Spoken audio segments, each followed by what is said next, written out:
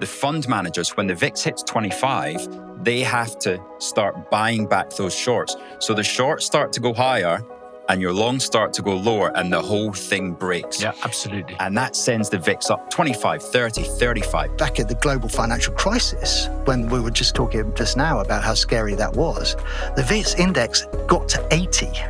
80. So the market was moving 5% a day up or down. The market's forcing companies like Oracle to do that, right? Oracle is getting decimated, and it's all around concerns of their capex spending. It's an arms race between companies. Edward calls it a prisoner's dilemma because the companies are not in a position where they feel they have any choice but to do this. Then, we see why he's on his holidays. CJ's Vanet Crypto and Blockchain Investors ETF. I mean, down 21%. He's done a runner, hasn't he? Your capital is at risk. The value of your shares, ETFs and ETCs can fall as well as rise, which could mean getting back less than you originally put in. This content is for information purposes only and is not investment advice. Past performance is not an indication of future results.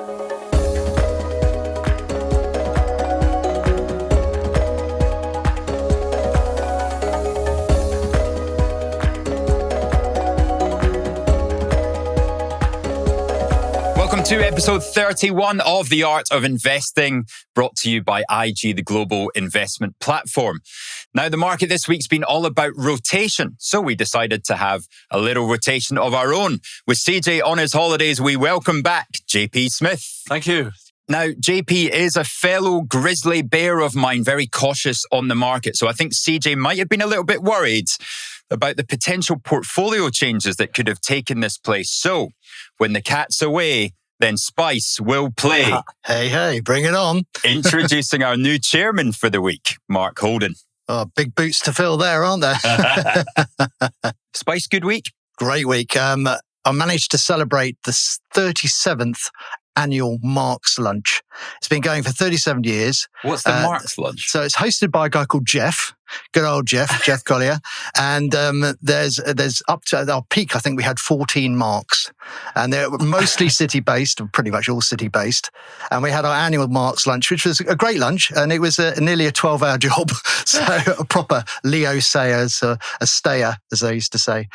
So that was Tuesday. Took all of pretty much yesterday to recover, and recording today on Thursday. So thankfully I'm all right by now. But what a great lunch and what a great bunch of people. Wow, in Spice World, every year is 1991, right? I'll go back to 86 if I can. Right, well, have you been on the mark this week? What has been going on? The Spice Market Update. Wow, what a week. I mean, we keep saying what a week. Well, this week was gold and silver week. We had basically flash crashes. In both, silver fell nearly 50% at one time. The in-between from intraday highs to intraday lows, it's just amazing, and has now settled down about a third of its value. So it went to $120 and got down to 71 and is now 80. So down about a third from its high. Gold hit $5,550 an ounce, then promptly lost $1,100 an ounce. In a straight line. Down to 4,400. And as we speak is off about 12% from that recent high. So it's been a brutal week for precious metals commodities. People just getting spun round like as they're in a washing machine. It's amazing. I mean, you can go back and look what brought that on. I think there were two reasons. One is there were margins. So people buying either futures or options in contracts like gold and silver. The CME, which is the Chicago Mercantile Exchange, which is the biggest sort of exchange for futures and options for metals, decided to increase their margin requirements. So if people taking positions had to suddenly find an extra 2 or 4%, which is broadly what the margin increased by, they then had to either sell their positions or go and sell other assets to fund the extra margin in it. And that, I think, started the big sort of fall. It was then compounded by the fact, and we'll talk about this in a bit more detail later, but Trump then sort of announced that he'd decided on who his new Fed chairman would be. And there's a guy called Kevin Warsh, and we'll talk about him in a bit more detail. But at the margin, Kevin Warsh is someone who believes that the Federal Reserve shouldn't be printing money. They should be sort of reducing their balance sheet size. And gold, in particular silver and gold, gold do well when central banks are printing money. Quantitative easing, as it's called. And so people immediately went, oh my goodness, Kevin Warsh is anti-quantitative easing. He's more quantitative tightening. That could lead to a reduction in liquidity. That then, I think, at the margin, got some people also wanting to sell gold and silver. I think those are the two things combined all at the same time to give this massive downdraft for both. As gold and silver have sort of, well, I was going to say settled down. They haven't settled down at all, but the sentiment around them seems very different. I mean, the gold bulls seem mainly unabashed, whereas I haven't seen anybody on social media or any of the financial stuff I look at that still seems to be bullish on silver. Would you say that's a fair summation? Definitely. I think, JP, the interesting thing is if you look at a chart at gold, and you can do this on IG, you can put in moving averages. The gold price having spiked up well above the 200-day moving average in the last day or two has come back. It went well below the 200-day moving average, is now just above it. So it's back to what you call a longer-term trend. It looks like a healthy correction. It does. It's a healthy correction in a bull market. Silver, I think it's right to be a bit more cautious on silver. It's right, I think, to stay a little bit more cautious because there's such huge volatility in silver that will scare a lot of people. And we've seen it in crypto. When crypto and Bitcoin, as we know, has fallen, significantly. It's fallen also about 40% from its highs. Even more, I think, from this morning. Yeah. This week, it's down 20% again. And as you'll see in our portfolio, that has affected one of our particular holdings, which we all know very well. So a lot of big moves, and that probably worth mentioning. It's worth sticking around today because we got some really interesting stuff coming up. We had a question from Janine in Chiswick, just saying, guys, what do you look at to give you some kind of warning that things like that are going to happen, right? They don't necessarily just come out of nowhere. So you mentioned moving averages there on the IG platform, technical analysis. We're going to go through all the main things that we look at that might just give a little flashing warning signal that we've learned in our career before big moves one way or the other. So that's coming up after the portfolio update. But yeah, what else has been happening this week? Well, it's not been all bad news. To be fair, certain equity markets have hit all-time highs. The FTSE 100, hey, there we go, FTSE 100. Why did he sell it last week? He sold 2.5%. You'd have thought the world had ended. It's the crown jewels. Well, still the biggest position of the portfolio. I mean, there are things happening in the UK, obviously, which we'll discuss later, which may have an impact. So. True. Absolutely. So anyway, the FTSE made an all-time high, as did Euro Stocks 50. And the Nikkei, Japan's market, still sort of enjoying the fact that the new Prime Minister, Takaichi's called this election, and the polling has been very good in her electioneering. So the actual election is, I think, next week. It's on the 8th of February. So by this time next week, we'll know whether she has gained this superpower and the ability to push through a lot of fiscal stimulus and get the economy going. And of course, that's ultimately good for equities. And that's why the Nikkei has taken out its all-time high as well. But it's not been all good news in equities. Mm-hmm. The Magnificent Seven technology companies, software companies have had a really difficult week. And sort of software within technology worries that AI is going to start eating into some of the margins of these service companies who are doing, things like consumer research and all the other sort of things that go with, but people want software written for. People are worried that AI is going to overtake that, and these companies are going to have their profit margins crushed. So software companies, shares are down sort of 15, 20%. It's been a huge correction, and it's happened in just a few days. Amazing. The Magnificent Seven as a whole this week is only down about 3%. But below that, like I say, if you look at some of these individual companies, they've been absolutely crucified. And then also it looks like there's some kind of legal plug-in coming with Anthropic, doesn't there? So absolutely. Every company involved in not just legal, but publishing and advertising also killed this week, including some of the FTSE 100 stocks. Absolutely, yeah. I mean, it's been brutal, like I say. And NASDAQ, as you'll see when it comes to our portfolio, has been the worst equity performer for us. It's down about 3%. We call that, remember, we go back, if it falls 3 to 5%, we call that a dip. Now, the question is, are people going to come in and buy the dip, which is we've referred to many times before. That has traditionally been the case, but we'll see. It's early days. It's having a slightly better day today. It's a Thursday today. And we'll see more whether it settles down. down. This very morning, I'm on the way here today. Unfortunately, I was delayed. I was just as my Uber arrived and my Amazon delivery also arrived. So I had texted you on my Apple phone and said, guys, I'm going to be a little bit late, but also I'm unsure about the future of these tech companies, sitting in my Uber waiting for my Amazon. Well, Uber had their results today, and you're not obviously using them well enough, are you? Or often enough. So CJ sent a photo of him in San Francisco. That's where he is. Yeah, San Fran, man. Has he tried any of these driverless cars yet? He has. Well, he couldn't get a chauffeur because some Americans don't like wearing these caps, these the peak caps. But instead, so he went for a Waymo, went for a driverless car. And apparently this chauffeur didn't argue with him at all. Oh, he'll be liking that then. Yeah, probably agreed with everything he said, which is probably why he wanted a break from the podcast.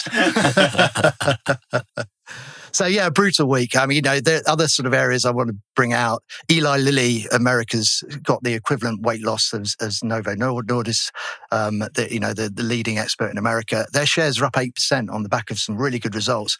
On the same day, Novo Nordisk, who have Ozempic, which many people know is the leading weight loss sort of treatment, they came out and they said that their revenue is going to be down about 15%. And this is about the fourth or fifth profit warning they've had in a year.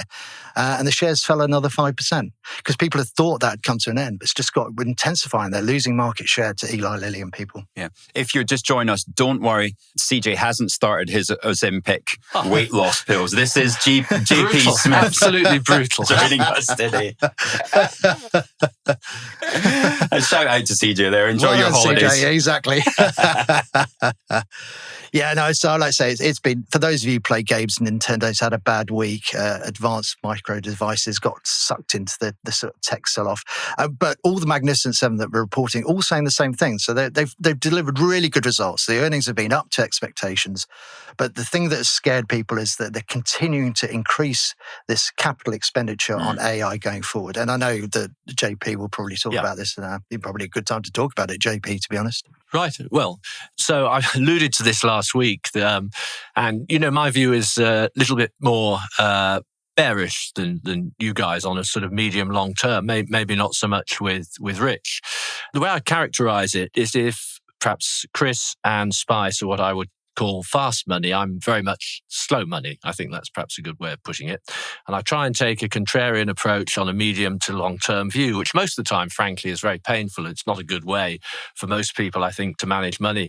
So I believe markets go through cycles of what I would term hubris and disgust. And of course, this is not scientific. There is a more scientific way of looking at sentiment. We'll come on to that later, perhaps when we talk about things like liquidity. But this is a little bit more subjective. And I think there's no doubt with Trump that the US moved into the hubris phase of the cycle. Now, I think foremost sort of financial historian is a guy called Edward Chancellor, whom I know. I know Edward. He's written some brilliant books like Devil Take the Hindmost, which is a study of financial speculation. His most recent book was The Price of Time. And he worked for a while with Jeremy Grantham at GMO. And they've actually just published a book together on essentially Jeremy's autobiography in the, or partly ghosted autobiography, if that's not a contradiction in terms, on his career.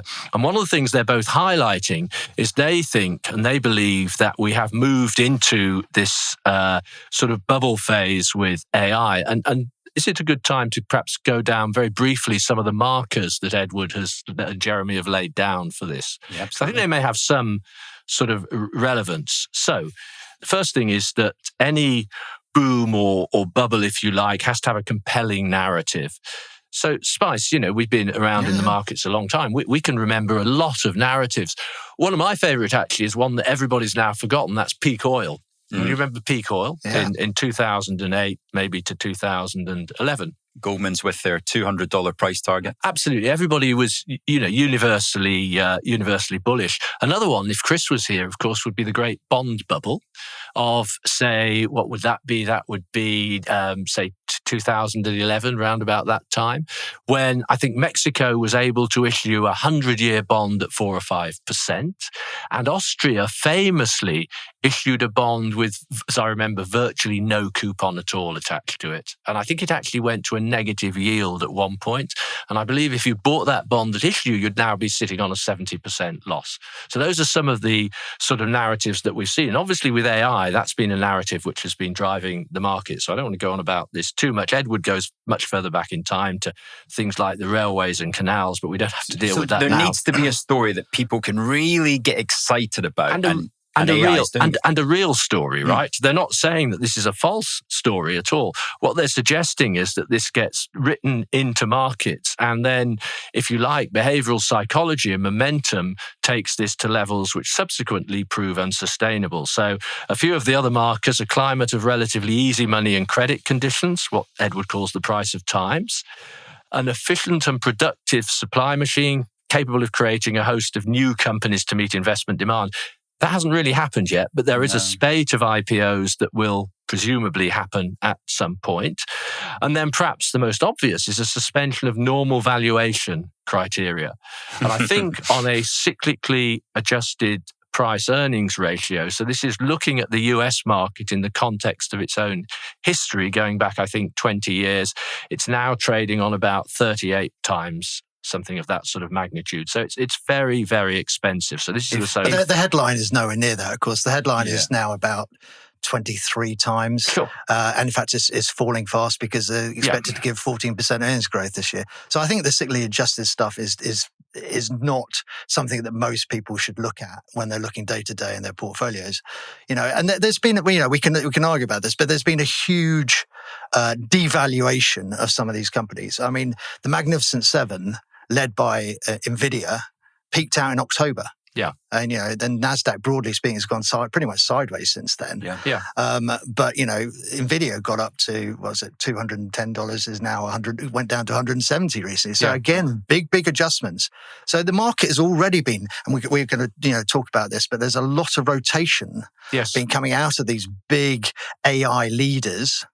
And that's been spun into the other 493 companies in the S&P 500, other parts of the world. What does that mean in fund manager terms? And what is a rotation when we talk about it in this way? So this week alone, you've seen a big sell-off of the software companies, as you alluded to, some led by things like law companies getting worried about being, AI doing their job for them and not being able to charge customers exorbitant amounts for that. Sorry to the lawyers out there, but exactly. And so software makes up about half of the technology sort of sector weightings in most markets. So if NASDAQ's 60% tech, about 30% of the whole is software. So it's been brutal week, and NASDAQ, therefore, is down about 3% this week. And that's one of the reasons it's performed badly. As I said, Magnificent Seven has fallen about the same amount.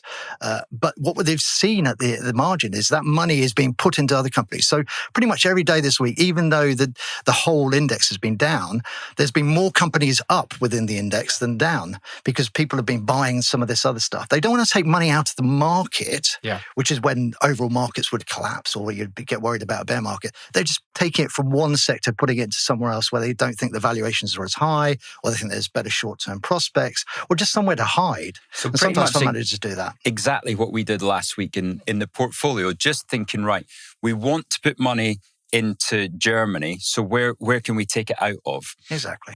But that goes on a mass scale. And what's the main reason? What are fund managers trying to do, which means that they want to move around, they want to be a bit more active than our retail investors are? Well, I think there's a couple of things. One is they might want to take profits in some of the things they've made a lot of money in. Because let's face it, if you've had NVIDIA for 3 years, you're still a multi-millionaire, right? These guys have made a lot of money in it. And yes, it's come off its top, but it's still way, way higher than it was sort of 2 years ago or even a year ago. And they want to put their money into things that maybe will do better next time. Or there's a lot of hunting around now for the beneficiaries of AI. And who will be the next phase of this. And so you're starting to see things like the Russell 2000, which is, if you remember, is the US's mid and small size companies, starting to do well. So far this year, NASDAQ's down about 3%.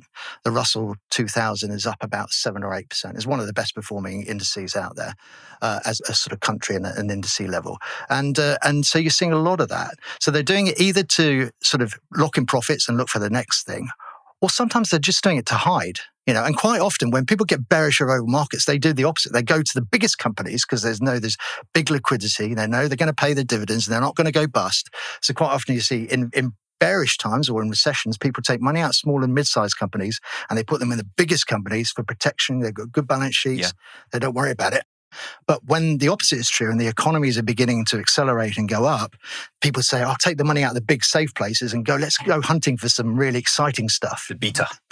So at the moment, this looks like a fairly benign sort of rotation, doesn't it? Unless, of course, you're holding things like the software stocks, because obviously, as you said earlier, not just the winners, but also the potential losers of this are being priced in. But ultimately, the way it will resolve itself will depend on the return on capital that these so-called hyperscalers and the other AI-related companies will get. And that's something that we don't know. I think Edward's point is that he thinks it's unlikely, given the amount of capex that's going on. If you look at a capital cycle framework for the markets, in other words, what the likely return on invested capital will be going forward, he certainly finds, and a number of other commentators find it difficult to see that this expenditure will be justified. So that, in the end, will determine how this thing ends. There's still the possibility of an unruly end to it, as there was with the .com, but at the moment, I entirely take your point, Spice. What's an easy way for people to think about return on capital? An easy way for people to think of return on capital is basically the amount of capital expenditure that's being spent and how that will feed through to corporate earnings over the medium and the longer term. Let's take that down a level. So let's say somebody out there is a hairdresser and they want to invest in taking a lease on a shop and then buying all the equipment to kit out the shop. How long and what return will they get over 5 years on that initial capital investment, right? Yes. Well, I assume with something that's relatively capital light like that, the investment return will be very high.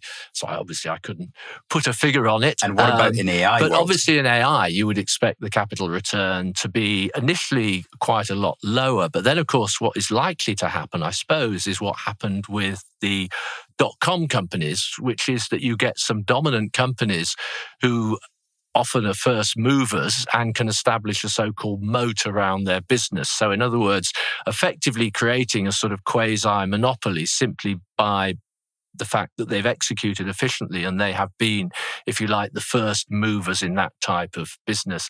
I don't know, Spice, do you think that's how AI will go? You'll get these initial dominant companies who will take a big share? Yeah, I think you already are. But I think what is important to remember for the overall market and economy is that there's hundreds and hundreds of billions of dollars going into building things like data centers and all that. Yeah. So actually what we don't invest in, which is difficult to invest in, is things like the people who own the data centers or who are building, the construction guys, it's helping the construction industry and across America, but also other parts of the world. Now, my daughter's an architect. She's working on loads of these projects for big companies and their business is absolutely booming on the back of this.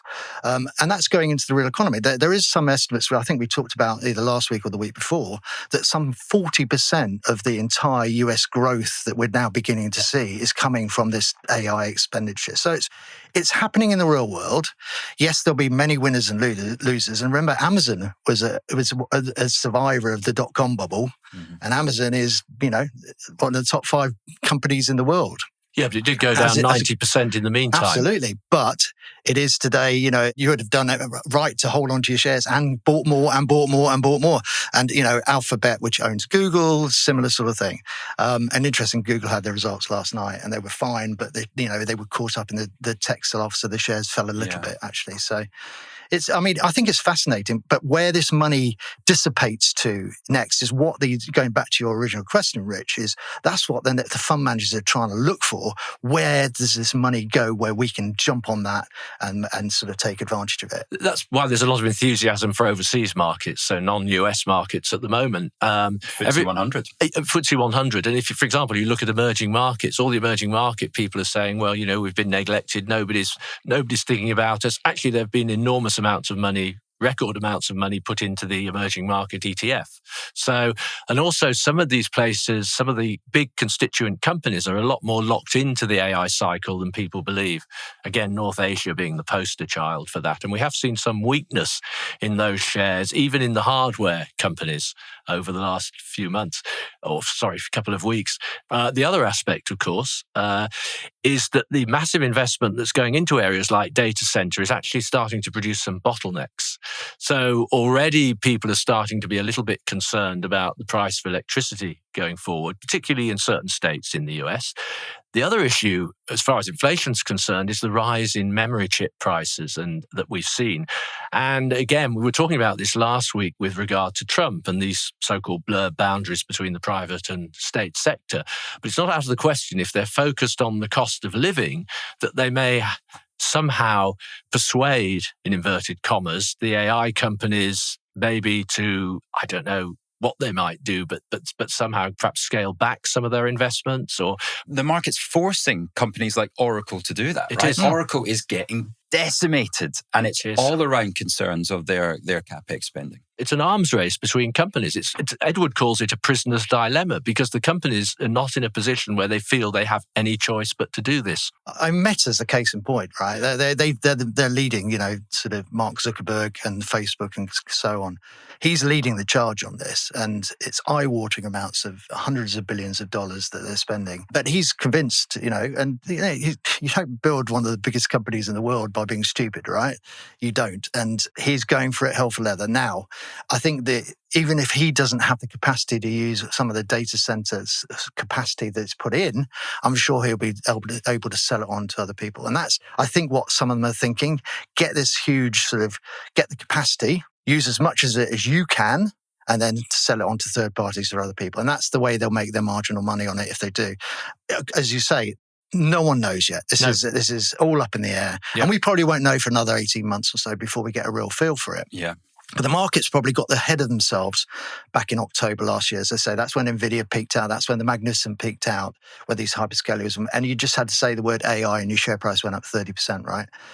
That has all changed. People are now on the skeptical side of that. So when a company announces that, like this week as Meta have done and Amazon have done, Amazon, said we're going to put their capex by 40% more than people thought. And everyone, oh my goodness, and the shares went down. Right. Yeah. And so the market has switched from that being a good thing to being a bad thing, or at the margin a bad thing.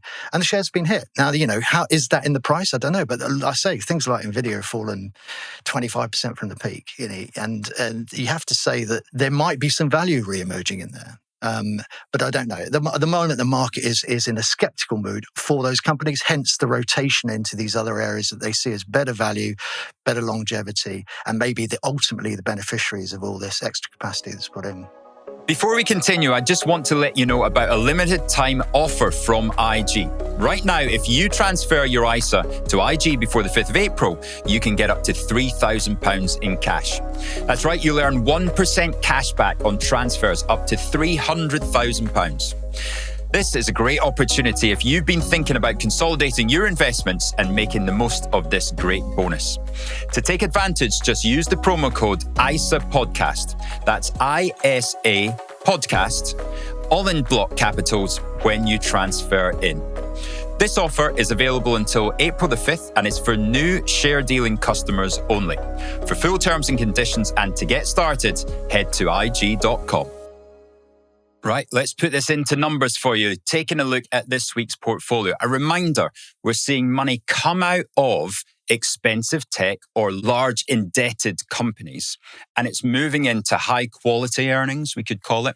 It's moving into defensive, and it's moving into high yield, big dividend pairs. So we see FTSE 100 is up there, up 2.5% on the week, giving us a return nearly 16% since inception. But India was the winner of the week. Spice, why was that 5% on the week? So, Donald did us a favour. Good old Don. So we know that India had been suffering because they got into basically a trade spat with Trump because they were taking Russian oil. And Trump, obviously wanting to end the war in Russia and Ukraine, has basically been threatening him. And he put a 50% tariff on Indian exports to the US. This week, they've come to an agreement. That's been cut to 18%. He has taco traded again. Right. Trump always chickens out. Yeah. And the Indian market that's been under a huge amount of pressure this year has had a very quick, nice 5% bounce back up. And it's probably now back into whatever it's going to do normally and in line with the other emerging markets and probably moving around like that. But a welcome relief from that trade war. Excellent. The other winner you see, Nikkei, was up 1% as well. New all-time highs. Then, we see why he's on his holidays. CJ's Vanet Crypto and Blockchain Investors ETF. I mean, down 21%. He's done a runner, hasn't he? Well, I think he kiboshed it last week, didn't he? By saying, "Oh, look, Van Eck isn't at the top or bottom of either." He did. He said right. that. You know, that is sod's law, isn't it? The minute you say that. Anyway, Bitcoin down 20%, as I say, on the week. Yeah. No surprise, really, that Van Eck's been created as well. Pretty much back to where we bought it originally, right back when we first started the portfolio. That's interesting. So take us through the movements then from when we first invested. Well, we bought it very well. And in the wave of that AI back in September, October last year. And we went up 50% very quickly, if you remember, 50%. We then wisely took out half our position and reduced the position. Then it fell back sort of 20 or so percent. I think we went back in and bought that position we sold back in. Now, of course, we should have probably, with hindsight, sold everything when it was up 50%. But we know hindsight trading is easy. Yeah. And if we could all do it, we'd all be sitting on an island or sitting in San Francisco like CJ in robotless, in robocars. But we didn't. And, that's the thing. But, from here, it's come back to a level we thought it was attractive to start with. So, There's a sort of technical thing going on as well, isn't there, in Bitcoin? I mean, actually, it's all technical when you think about it, I guess. But the average in price now into the ETF, I believe, is actually higher than the current market price. So on average, and Jim Bianco, who's a very prominent financial commentator out on the US, calls that the end of the boomer trade. So in other words, people my age, who wanted to buy crypto, they looked at it going up and up and up. And then when the ETF came out, which I think was, about 2 years ago, they finally bought into the ETF, and now on average they're actually losing money. Is that right? I hadn't read that. No, that's what I believe. I knew that the company's strategy, which of course is a Bitcoin treasury company, the original, is now losing money, having bought hundreds of thousands of Bitcoin. Absolutely. It's a bizarre situation that somebody has bought so many and now they're down. That just shows you how big this move down is. Yeah, I mean, to be clear, Vanet Crypto and Blockchain Innovators is an ETF. It doesn't own Bitcoin directly. No. What it owns is the data centers or the things that the miners use that mine Bitcoin to get that out of the algorithm. They basically build the data centers that have been doing that and the mining facilities to do that.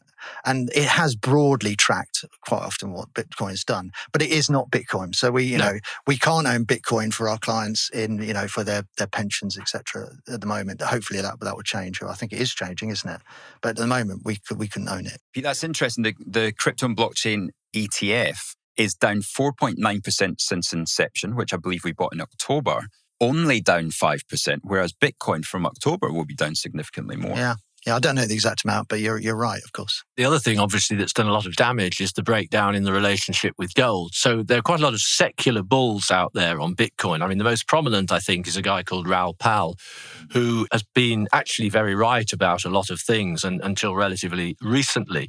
And he based his secular bullish view on Bitcoin with the fact that it's the only thing out there that will keep pace with the expansion in liquidity in the broader economy. So as governments debase over time, Bitcoin is the asset that you want to own. Now, clearly that relationship, at least for the time being, appears to have completely broken down. Bizarrely so. Yeah. Yeah. Well, of course, people were calling it, the digital gold. The younger generation, I don't need to own that gold stuff. I can have Bitcoin.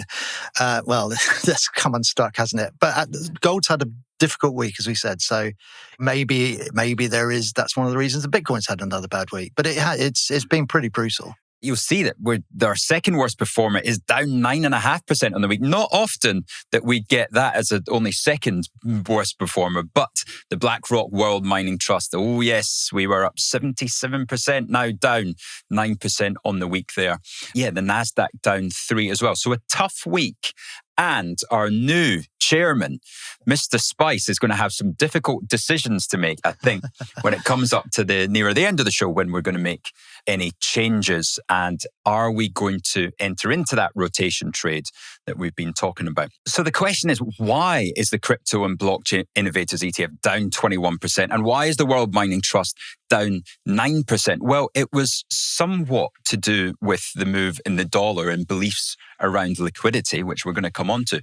But what was the trigger that sent those markets downwards? So the big event, really, which should end the market report anyway, is the fact that, as I mentioned, I alluded to right at the beginning of the market report, Trump has decided on who will be the next Federal Reserve chairman as the fourth favorite, believe it or not. So the bookies have made a load of money on this because all the favorites like Rick Reeder from BlackRock, he was even money favorite last week, has been disappointed and brushed aside. And a guy called Kevin Warsh has been sort of given the role, or he's been nominated by Trump. He'd still have to go through approval processes with Congress and the Senate. So, but he's an ex-Morgan Stanley investment banker. He was on the Federal Reserve back in the past, so we have some idea about what he's like. So he was on the Federal Reserve back in 2006 when George Bush Jr. was the president, and he was appointed as a voting member to the Federal Reserve. You know, there are 12 voting members on the Federal Reserve, if you remember. And he served on there from 2006 to 2011. So during the credit crunch, global financial crisis, and he supported what was a guy called Ben Bernanke, who was the chairman of the Federal Reserve there. Saved the world, good old Ben. Well, he certainly did, because at one point, I think we've talked about it off of this podcast, how scary some moments were living through that global financial crisis and the credit crunch. But he's got a good track record of voting for reforms and the things that Bernanke did to help dig the world out of a crisis. And, so he voted in favor of quantitative easing, although he's more publicly recently saying he doesn't believe that quantitative easing should be as big as it is. He'd like to see the Federal Reserve reduce their balance sheet, which they've done, right? They've reduced their balance sheet by $2.5 trillion over the last 3 years. But Yellen should never have been adding to it in 17, 18, 19. That should have been when it was quashed. Absolutely. But then, arguably during COVID, that's exactly when those sort of key events, the big crushing events where economies come to a halt, you need to get the thing going again. And the US have been very, very quick to put their foot on the pedal and print more money. And going back to the point, Kevin Warsh has voted in favor of quantitative easing in the past. People believe now that he's a bit more what you called hawkish on the balance sheet. But overall, Trump would never have appointed him unless he was going to want to maybe cut interest rates a bit further. And we know that was one of the big criteria for Trump. Yeah. And what were the consequences of this idea of him being more hawkish? Means he's more cautious. He's not going to let the money supply expand. He's not going to be, helicopter Ben and just throwing money at people via the monetary policy. He's going to keep things a little bit more tighter, and markets do not like when their free drugs are taken away. Yeah, I think he will at the margin do that. But like I say, his aim is to get interest rates lower, because that's why Trump's appointed him, right? The odds in the markets, in the money markets, are that we'll still have 2 more interest rate cuts out of America by this time next year. There is a notion in the administration which has been articulated by people like Scott Bessent. What you want to see is the Fed working for Main Street. I mentioned this last week, not Wall Street. Now, would that survive, as Mike Tyson would say, the first punch in the face, right? In other words, if the market were to come back, say, 15 or 20%, not saying that would happen, but if it did, would he then be under pressure suddenly to put more money into the economy? So, but if you listen to the rhetoric coming from the administration, that is what they say that they want to do. Whether, as I say, it's in reality what they really want is a different question. One thing that Kevin Warsh seemingly believes in is moral hazard. Yeah. He thinks that if a company does a bad job, and they should be allowed to go bust. So famously, during the credit crunch, he voted against saving Lehman Brothers. Oh, did he? Yeah. So that's why people go, actually, he was quite brutal when it came down to it. He said, we can't save everyone, let them go. And he let some go and he let others. Funny enough, having worked for Morgan Stanley, I was helped Morgan Stanley survive. Because there was that moment where both Goldman's and Morgan Stanley were literally within hours of going, weren't they? And I remember watching, as somebody who held Morgan Stanley shares, watching that. Oh, did you? With a lot of nervousness. Angst. Angst is a better word, Rich, yes. So no, he can be quite brutal like that. But so he's got a reasonable track record, actually. And I'd say he was fourth favourite. So, Trump has picked him for a certain reason. So I'm pretty sure that, we will get 2 more rate cuts in the US. I think the other thing is he believes that the dollar should be quite strong. Now, if CJ was here, he'd be upset to hear that because he's spouted lots, as we talked about, in detail about why he thinks the dollar should go down. To be fair to him, he had very good fundamental reasons why ordinarily you would see the dollar go down, mostly related to the fact that foreign governments don't want to put money in the US because of Trump. That was a simple view. But, Kevin Warsh is a believer that there should be a strong dollar. Interestingly, Scott Bessent, who's the Treasury Secretary and who has Trump's ears, also said that he wanted a strong dollar yesterday. And this week, the dollar's been strong, funny enough. Yeah. It's up about 1.5%. When we talk about the dollar, I think it's worth putting it into context for people that are listening or watching this podcast. Namely, there's a very binary situation with the dollar. If you look at it relative to the European currencies, for example, it's actually reasonably fairly valued on a purchasing power parity basis. In other words, how much, what your money will do at home, so to speak. The Big Mac Index. Explain the Big Mac Index. So the Big Mac Index, I remember that coming out, I think it was about 1986, a fabulous idea. It basically says how much in dollar terms would a Big Mac cost in various countries around the world. And I think it's been a pretty accurate guide to medium and long-term movements in exchange rates since that time. And if you do in emerging markets, particularly, or even Europe for that matter, something of a godsend in looking at currencies. And, it doesn't sound very sophisticated, I know, but I think it's worked a lot better than, for example, the IMF or World Bank measures. The thing is, though, that the Asian currencies, nearly all the Asian currencies, including the yen, are now severely undervalued against the dollar. And that's the problem, I think, that they have, which is you have this bunch of countries, Taiwan, Korea, China, Japan, where the dollar is egregiously overvalued. And then on the other side, you have European countries where it's either fairly valued or in the case of somewhere like Switzerland, for example, actually looking very undervalued. So, and what's the consequences of that over time then? So, the consequences are very profound, because what it enables a lot of the Asian countries to do is build up these big export surpluses. And that, of course, was the original rationale behind the tariffs. But, of course, the way that they've been implemented is, inconsistent would be a very generous way of putting it. So, you sometimes get the administration speaking with two voices and saying two completely different things. And that's one of the reasons why. Because it's very hard to nail this down. And if you look at China, for example, at the moment, the economic data coming in over the last month has been very poor indeed. But the export surplus is still growing. So you still have these big issues that the Trump administration was trying to resolve, or said they were trying to resolve at the start of the term, which are still lurking out there. Spice, it sounds like there's a lot of potential issues underneath the surface, some front page headlines, and we get new ones every week. Now, if people at home were slightly concerned and they've got their assets in the market, they've built up a nice portfolio, what are some of the things that they can perhaps look at that you've learned over your years in the market and the general public might not be aware of, having not worked in financial markets? Like everyone, there's many tools out there to do this. And you're a fool if you don't look at all of them, but you will naturally over time come to know which ones you rank more highly. And for me, when I'm looking at the markets in the shorter term, like in the next sort of month or so, I look daily, hourly at the VIX index. It's called the VIX index. Sometimes it's called the fear index. Okay.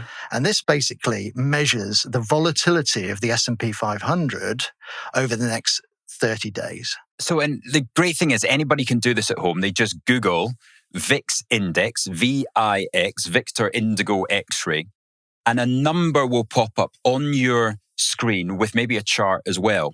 But what does that number mean? Usually it's between 12 and 40. Yeah, so the higher the number, the more nervous people are about the short-term outlook. In other words, the next 30 days for mainly the S&P 500, but the S&P 500 is the biggest equity index in the world and it's the most followed. And where it goes, everyone else tends to follow as well, as a general rule. Now, during times of crisis, like when Liz Truss had a mini budget and that blew up, the VIX index went to about 35. Wow. Now, at that point, you expect the stock market to be moving about 2% every day. So you could look a fool as an investor. If I was investing your money, say, Rich, as a private client manager or whatever, and I would take your money and go, am I going to invest it in the market today when the VIX is at 30, which means that the market could move 2% up or down? If I buy it now, I could lose 2% by the end of the day. Wow. As a rule, you then tend, as a manager, you go, do you know what? That's a bit scary. I'm going to sit on the sidelines for a while. And what do you mean sit on the sidelines? So you won't invest that money. You might keep it in cash. And you sit there and wait until things calm down a bit. Because when this VIX index moves, it tends to spike. So, back at the global financial crisis, right, when we were just talking just now about how scary that was, the VIX index got to 80. 80. So the market was moving 5% a day up or down. Wow. Right? And that is way too scary for most people. You stand on the sidelines and go, I'm going to sit there and wait until this calms down. When it comes back down towards 20, right, we're 18 to 20, which is where we are at the moment, we expect the markets to move about 1% plus or minus each day. That's a very different prospect as an investor to thinking of something that's going to move 5% day in, day out. And because that's just the index, isn't it? I mean, the index is just the average of the stocks included. So some stocks will be moving 12 to 15% lower in those. But I get that is very good for your sort of intestinal fortitude, so to speak. It makes you feel better. Nobody's comfortable dealing when volatility is that high. But doesn't that volatility throw up opportunities as well? By the time the VIX has gone down again, a lot of those opportunities have been essentially played out of the market. I mean, I bought my first exposure to gilts, which haven't been a great performer, maybe more on that later. But during the trust crisis, and actually that was quite a good opportune time to buy. Now, a quick one for you. If you don't yet have an account with IG, IG's got a brilliant offer running right now. When you open a new investment account with IG and invest up to £300, you'll get up to £1,000 in free shares. That's £1,000 in free shares. It's a great way to kickstart your portfolio. To qualify, you'll need to open your account and place your investment before the 27th of February.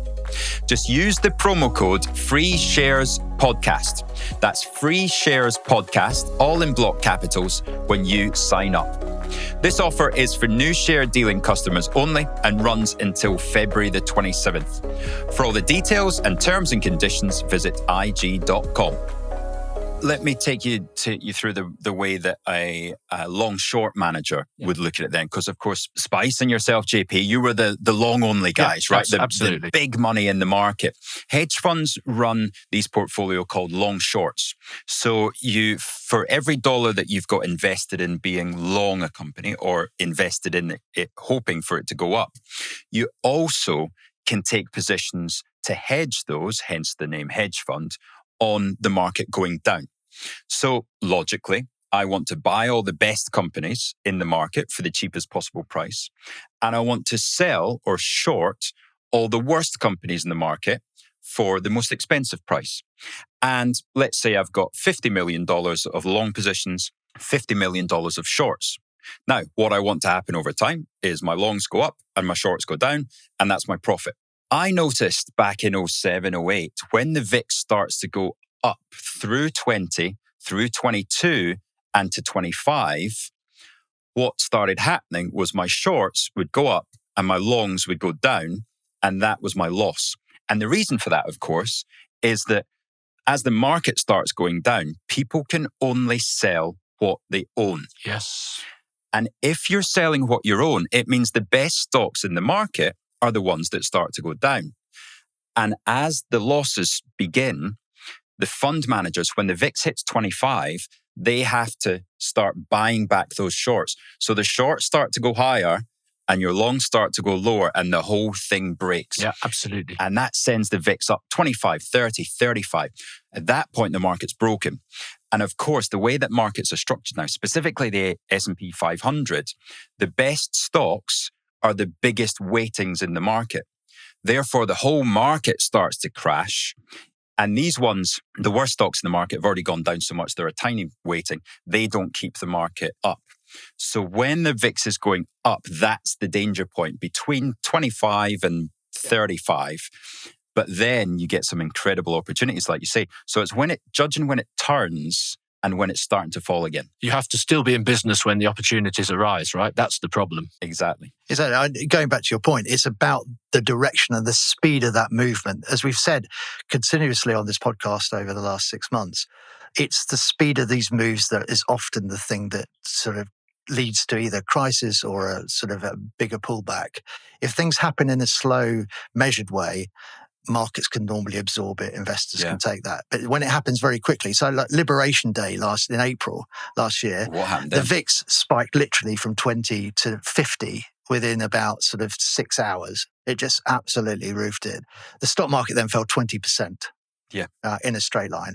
Funny enough, though, as you say, JP, there was a great opportunity. Yeah. And then, things like NASDAQ then went up 40% in the next 3 months, the quickest ever bounce back. And then that's where timing becomes very difficult. I mean, I actually sold quite a lot of US index funds roughly at the start of the year, right, last year. And then I bought back literally on the day the market bottomed, and you're thinking, gosh, JP's smarter than we thought he was. Well, I wasn't, because I always expect to be early, so I always expect to lose money. And I know that, again, that will sound ridiculous to you, but then I tend to act incrementally. So I'd put in 20%, I'd add another 20 when it goes, and so on and so forth. But unfortunately, it didn't stay down very much. So I ended up with 20% of the position I'd sold. And of course, in the end, the market went higher than it was when I sold it. So I ended up losing out from that. But that's quite a sort of man-made issue, isn't it? What about in a general slowdown when we start to see some warnings on the horizon? JP, what kind of things do you look at in that instance? So, as you know, I characterize myself as slow money. And so I tend to look at fundamentals. Talked last week about governance, valuations. Obviously, that's no use at all in market timing. However, again, I think I said I am a senior advisor to the IRF, the Independent Research Forum, and we have a provider. Not the Irish Rugby Board. No. We do have a provider there called Michael Howell, who Chris also knows, who runs a company called Global Liquidity Indices. Now, I am the last person in the world to be able to judge liquidity. And Michael has a very sophisticated model that he's been building up for about 40 years. And he has a very good Substack, by the way, as well. I don't get paid anything for recommending him, just in case you were wondering. I just happen to have a very healthy respect for his work. I've been following him for the last 3 years. He went bullish at the end of 2022 in general terms, because he thought that the liquidity situation was improving. And towards the end of last autumn, sort of November, December time, he started to get cautious really for the first time for 3 years. So, and I think there's something for investors. If there are areas that you're not particularly strong, but you recognize are important, then getting a decent external source, somebody that you respect, and taking advice, indirectly or directly from them, I think is a good idea. So I'm not a liquidity guy, but he's been very helpful. To some people, liquidity means when they've just got a new drink at the bar, or if it's raining outside. What does it mean in market terms? Well, it essentially means the amount of money available for markets in the economy. A lot of people look simply at money supplies. So, I'm old enough to remember the great monetarist debate in the early 1980s with the Thatcher government. And there's some great monetarists around, like Tim Congdon, for example. And a lot of them actually forecast the rise in inflation that took place after COVID. But Michael's model takes into account far more things. He does a lot of work on central banks and their balance sheets and how they work and where the money flows are actually going. And so that is a much more sophisticated model. So that the more money sloshing around the economy, then the more chance that will flow into markets, more leverage, and if it's available for markets and it's not necessarily being used in the real economy. And we talked about this with China last week, didn't we? The economy has been terrible, and yet the market's actually done quite well. Whereas before, over the preceding 10, 15 years, the economy had been going gangbusters, and yet over time, you would barely have made any money at all in the equity market. So again, some of these relationships will seem very perverse to people listening to this, but it is quite complex. And Michael's summation at the moment is that he is cautious, particularly with Kevin Warsh coming in, because of course, if he is reluctant to add liquidity, then we could see a bigger downdraft perhaps than people are expecting. But liquidity, of course, comes in two forms. There's the Federal Reserve balance sheet where they print money or they take money out, and they buy back bonds or they issue bonds. But then the other side of it is if you cut interest rates, that increases liquidity in the real economy. So the thing I look at for sort of my longer term background identification, and you can look at the Chicago Federal Reserve website, and they have a thing called the Financial Conditions Index for America. And that takes account, it builds in things like interest rates, what's happening in credit, so what prices companies can borrow money at, equity prices, how the overall stock market's doing, exchange rates, and this VIX, the volatility index that we're talking about, the cost of buying options and things. And a low number is very good there. And in fact, if it's minus, it means that there's ample liquidity and that it's effectively stimulating the economy because it's all positive. And particularly works in America because a big part of that is what happens to equity prices. So when stock markets are good, then the financial conditions are broadly good. Right. And in America, because most people have a lot of equity exposure in their what's called the 401ks, or our equivalent of our SIPs here, or our self-invested pension funds, Americans have much more money in equity markets. So they feel good when equity markets go up. So they have confidence. So they spend more money in the economy. And those financial conditions at the moment are the 3-year low. In other words, they're very positive for the underlying economy. And this is one of the reasons, as you know, that I've been positive on the outlook for the US economy, particularly. I haven't heard any of that come through. And particularly I now believe we're going into a phase where this rotation is going to start benefiting those mid and small sized companies more because the real economy is beginning to pick up. And this financial conditions index is something I've been watching, and it's been trading steadily lower, and is now at a 3-year low. In other words, it's the most stimulative it's been for 3 years. And that when it goes positive, and sometimes it does during COVID and during the credit crunch, that's when central banks have to go, do you know what? We need to get this going, either cut interest rates or print more money or both. And to be fair, someone like Chris is very good at identifying those sort of moves. He always has and he's been very good at turning points. And I've worked with him where, he saw the turn in COVID, he saw the turn in the great financial crisis. So but he watches very closely, this competition for capital. And so when one asset becomes cheap enough, it might suck money from other assets. Like bond yields, for example. Absolutely. So if you're looking at the 10-year bond yield at the moment in America, it's about 4.3%.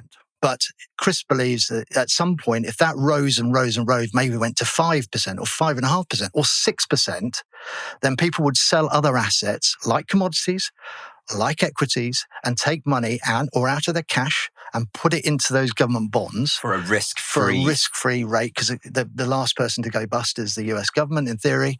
So then people would suck money into, say, a 6% yield in government bonds. And now there's a lot of arguments about what level pulls that other money in. Yeah. I'm in the camp as an equity investor. I think 6% is a level where it would be way too tempting for asset allocators to ignore, and therefore they would start selling equity money and putting it into government bonds.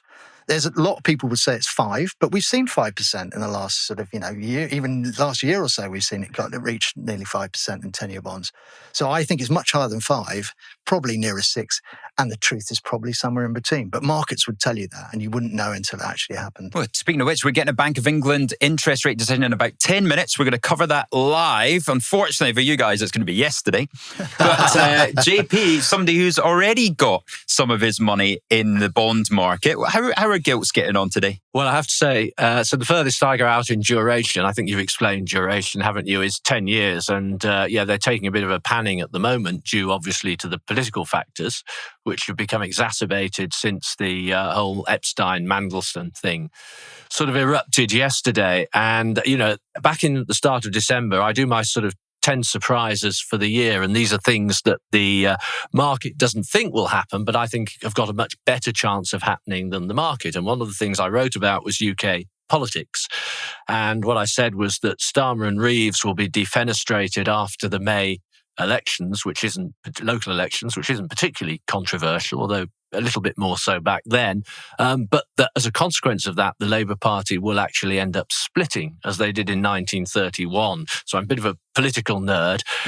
Basically, the then Prime Minister Ramsay MacDonald and Finance Minister Philip Snowden essentially joined a national government with the Conservatives. Now, I'm not suggesting that will happen, but the main issue for politics, and I know, Spice, you regard politics most of the time as mere noise, right? Which it is, and people talk a lot about it, but it doesn't always, indeed, perhaps often have a tangible impact on prices. So you can look at the newspaper headlines and then you look at the financial markets and you kind of think, so what? But the issue in the UK is obviously not dissimilar to the US, and that is the fiscal situation that we find ourselves in, which is, seemingly getting worse by the month. And of course, what is likely to happen now, I believe Starmer will last probably a few more days, maybe a couple of weeks at most. So I think he'll be out.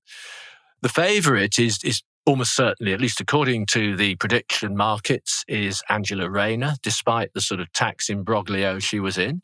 And the markets will obviously start becoming concerned that if you get a more soft left type of government, then they will tend to pursue an easier fiscal policy. And you're already starting to see the results of that, not just in the gilts market, but also on sterling. Now, this isn't inevitable. And if I were Angela Rayner, which obviously I'm not, I would want to have somebody running with me who was fiscally more orthodox. And I think if she's smart, that's what she will do. So this may head that off.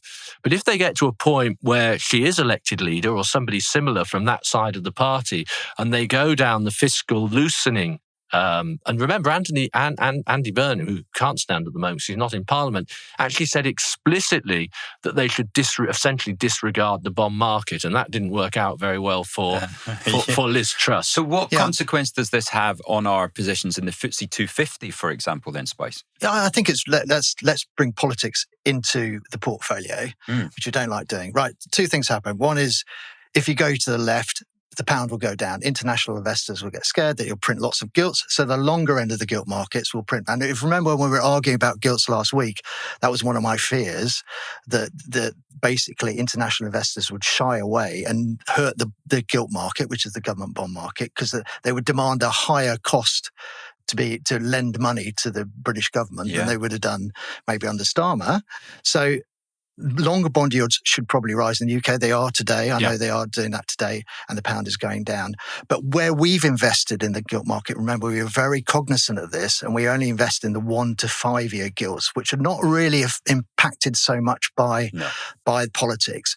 That will depend on interest rates in the UK. And if the economy begins to suffer because of this lack of confidence or a change of government, that would hurt the mid 250 companies where we're exposed. But we reduced our position before in that. But it would work against us in that. But it helped the pound go down, which ironically helps the FTSE 100. So actually, we're probably better off in that environment. And where our gilt position wouldn't be affected by that. In fact, the Bank of England may have an excuse to cut interest rates, which would actually help that part of the market. So I think where we're positioned in the portfolio, given that backdrop, we're actually reasonably well set up for perhaps some political turmoil in the UK. First and foremost, the biggest driver would be sterling would go down. That would help the FTSE 100 earnings. And we've said that before. And so, I think there's no need for us to panic, for example, in our positions. Yeah, we just have to hope there isn't a Truss-mageddon scenario. But given that happened, it's less likely to happen going forward, if that makes any sense. Yes. Yeah. Right. Well, that takes us to the decisions on the portfolio then. Mr. Chairman, what do we think? Well, how do I step into those Fellingham shoes? One of the interesting things you mentioned to me was this movement towards small and mid-cap companies in the US. Is that part of your thinking? It is, yeah. And we've discussed off of this podcast and including with CJ that this rotation we're seeing is going on. The question is, I've said there's been such a brutal move in some of these areas, particularly the selling down of the technology and the software companies. 15 to 20% falls in some of these big names just in the last sort of week or two. So there has been a big correction already. But I think we have to be cognizant of that and respectful of that. although I ordinarily would be saying, let's go and buy NASDAQ because NASDAQ's down 3% on the week. Buy the dip. Remember, 3 to 5%. I would be saying, let's go and buy some NASDAQ and go for it and use that dip because the valuations have adjusted. I think we have to be respectful of the fact. I mean, you are more cautious on the US. You're more cautious. CJ is probably more cautious on the US than I. I'm the last standing bull of the US. But a little funny, we did get a message from him, didn't we? We did. And it read, CJ said, it's very buoyant out here and there's money everywhere. I don't know whether that's the whole US or just the circles that he's... Yeah, exactly, yeah. He dropped it on the ground. No, I've had a lot of thinking to do this week. Do we sell our VanEck? Well, we've just talked about that. Even Chris, who is more of an expert in Bitcoin and cryptocurrency than all of us around here, is believing that actually we're getting maybe to a floor in some of those cryptocurrencies. So I think we should hang on to our VanEck. I think respectful of everyone else's views on this team, on this committee. And therefore, I would probably say, I'm going to swallow hard here. I'm going to suggest we sell half of our NASDAQ, which is 2.5%. Wow. Let's say we have 5% position, sell 2.5% of that.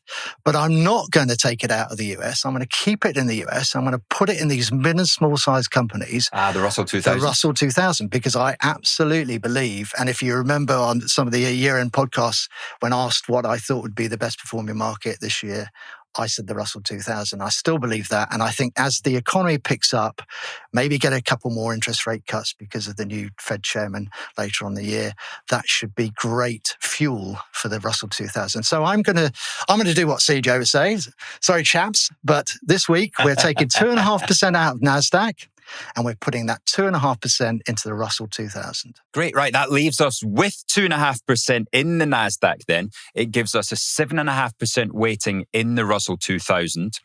And then, as we mentioned, the S&P 500 is the GBP hedged version. We've got 10% in that. So retaining a 20% weighting in US equities.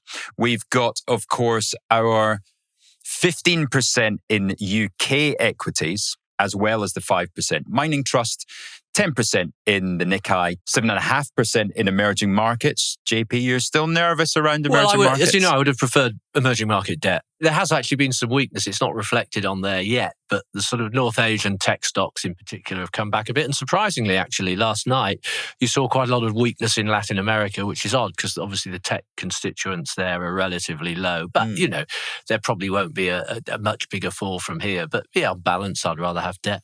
But it's your portfolio. 5% in India and 10% in the Nikkei. Yeah. I think we're well positioned. If you took a global ETF of equities, we're about half weighted in the US compared to other people. So actually, I know I'm a bull of the US, and ordinarily I'd want more of that. But I think, taking a balance of all our views, I think that's a pretty fair position. And we have rotated out of the US effectively compared to maybe some of our peers or people running a global equity portfolio. Yeah. And I'm happy because we got 10% in cash. JP's happy. We got 10% sitting in gilts. So we do have that little bit of room if markets come off, if the rotation continues, actually takes the market lower. We do have some cash sitting on the sidelines to invest. When His Highness returns from his holidays, then we've got, he won't be too disappointed if we get a bit of a sell-off in the meantime. And normal service will be resumed. Absolutely. So the time's just hit 12 p.m. Spice, give us a Bank of England update.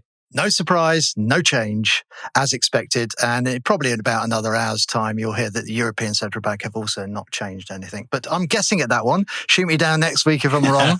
But then I will blame Christine Lagarde, who's the chairman of that particular committee, for going against the consensus. But it's no change, no surprise. And we're still looking for maybe another 2 interest rate cuts at some point in the next 6 to 12 months from the UK. But let's see what politics brings, because maybe the Bank of England, being wise and keeping some ammunition in their back pocket in the form of potential interest rate cuts should things go a bit worse. JP, thank you very much for your input this week. It's been a real pleasure. Thanks for having me again. It's great to have some wisdom to my right for a change. Right, everybody, thank you for joining us as well. If you've liked the episode, give us a like and a subscribe. And thank you, as always, to IG, the home of Trade, Invest and Progress. We'll see you next week.